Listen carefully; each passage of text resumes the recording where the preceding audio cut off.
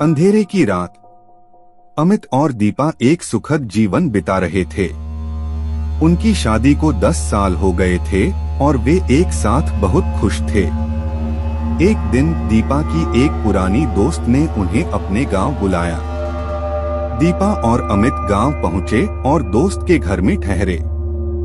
गांव में एक पुराना और बड़ा मकान था जिसे भूतिया घर के नाम से जानते थे।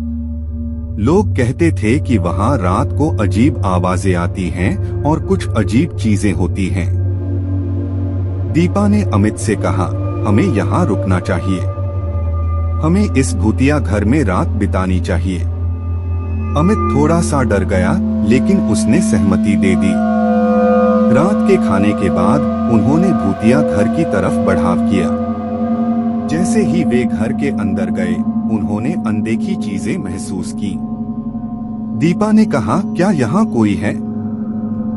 अमित ने कहा, मुझे लगता है कि यहाँ हम अकेले ही हैं।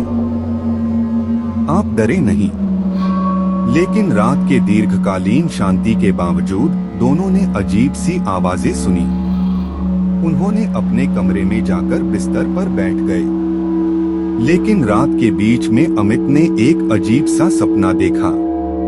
उसने देखा कि एक स्त्री उसे बुला रही है और वह उसके पास जा रहा है।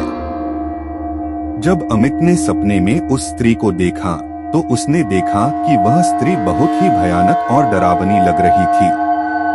सपने में वह स्त्री उसे कह रही थी, तुम्हें इस घर से जाना होगा, यहाँ कुछ अच्छा नहीं है। अमित उठकर देखा, लेकिन वह स्त्री कहाँ थी?